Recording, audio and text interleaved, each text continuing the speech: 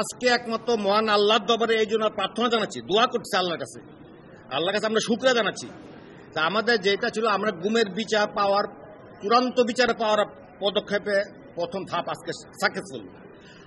যেসব আসামি রাষ্ট্রীয় ড্রেস পরে রাষ্ট্রীয় প্রতিষ্ঠানের থেকে যারা ফ্যাসিস্টদের পক্ষ হয়ে এভাবে গুম খুনে জড়িত ছিল তাদেরকে যাতে এখানে আনতে পারছি, সেজন্য thanks to the government, thanks to the court, thanks to the ICT, thanks to the chief prosecutor all. আর আমরা যেটা বিচার চাচ্ছি আশা করি বিচার পাবো। আর বিচারের প্রথম পদক্ষেপে যেহেতু সংশয় ছিল যে আজকে তাদের এইসব কি বলে আসামিদেরকে আনবে কিনা, যা হোক শেষ পর্যন্ত আনছে, বাধ্য আসছে ওনারা, ওনাদেরকে অলরেডি কারাগারে প্রেরণ করা হয়েছে। বাকি যারা বিদেশ আছে তাদেরকে আমাদের দাবি তাদেরকে জন্য ইন্টারপোলের মাধ্যমে যে হোক পত্রপত্রিকা বিজ্ঞাপন দিয়ে ইন্টারপোলের মাধ্যমে তাদের বিদেশ ধরে আবার কোর্টে হাজির করে।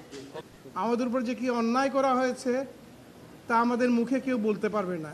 একদিন যদি কেউ রাখা হয় তাহলে বুঝবেন যে আমি তার কী অবস্থা হয়। আপনাদের সবাইকে ধন্যবাদ, আমি আমার দীর্ঘায়িত করব না। এবং আজকে যে আমি এই দিনটা দেখতে পেরেছি আমরা, এটা আপনাদের জন্য এবং বাংলাদেশ জনগণের প্রেশারের জন্য যে কিছু দুর্বৃত্ত অফিসার আর্মির, আমি কিন্তু সেনাবাহিনীর, উনিও সেনাবাহিনীর রিটায়ার্ড অফিসার, আর্মি এর জন্য দায়ী না। যে আর্মির বলে যে আর্মির খারাপ, এটা ভুল করছে। এটা কিছু কতিপয় কি বলবো corrupted killers, they are the ones who are the victims to পারপিট্রেটার্স।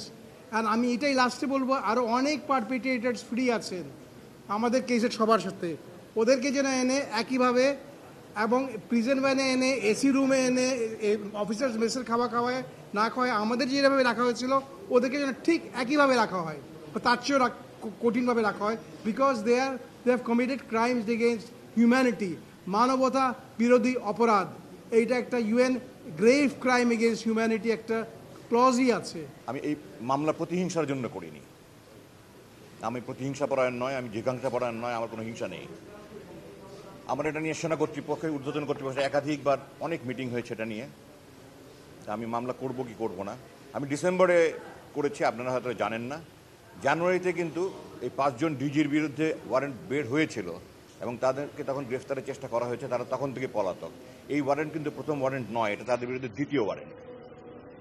আমি মামলা করেছি শেষ পর্যন্ত এই কথা চিন্তা করে যে আমি দেশবাসীকে একটা মেসেজ দিতে চাই, যারা ভবিষ্যতে রাষ্ট্রপ্রধান, সরকার প্রধান হবে এবং বিভিন্ন বাহিনীর প্রধান হবে, তাদের কাছে আমি মেসেজ দিতে চাই যে অন্যায় করে, জুলুম করে, মানুষের অধিকার লঙ্ঘন করে কেউ পার পেতে পারে না। সকল অপরাধীকে বিচার পেতে হবে। বাট আমি এই জিনিসটা দৃঢ়ভাবে বলতে চাই, তাদের উপর কোনো জুলুম হোক, অবিচার হোক, এটা আমি চাই না।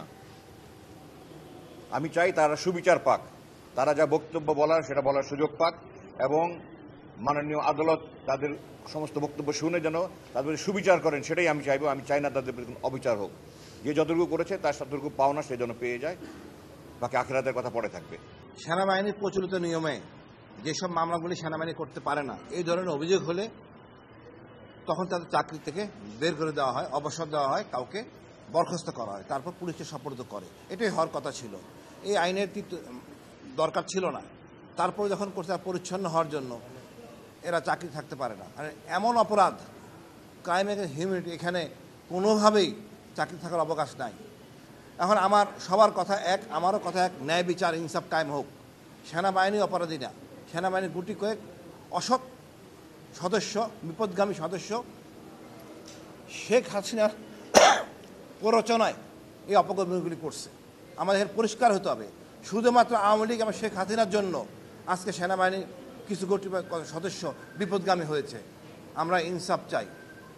এই বিচার, এই আয়নাঘর আছে, এটা প্রকাশ করে 22 সালে। কেউ কোনো কথা বলেন নাই, কোনো জেনারেলও কথা বলেন নাই, উচিত ছিল। আজকে আমরা বিচার পাচ্ছি, আল্লাহ কাছে, মহান আল্লাহ কাছে শুক্রিয়া। জেনারেল ওয়াকারকে ধন্যবাদ, উনি কোঅপারেট করছেন, ওনারা ইনসাফ চাচ্ছেন, আমরাও ইনসাফ চাই। তবে একটু কথা আছে আমার, স্বরাষ্ট্র উপদেষ্টা সাবজেক্ট সৃষ্টি করছেন, আমি এর বিপক্ষে। কোনো বৈষম্য চলবে না কারো সাথে। যে আইজিপি, মন্ত্রী, এমপি এবং অন্যান্য লোকেরা যদি কারাগারে থাকতে পারে, যে দেশের নিয়ম মতো কারাগারে থাকতে পারে, এনাদের একই জায়গায় থাকতে হবে। বৈষম্য করে বিচার হয় না।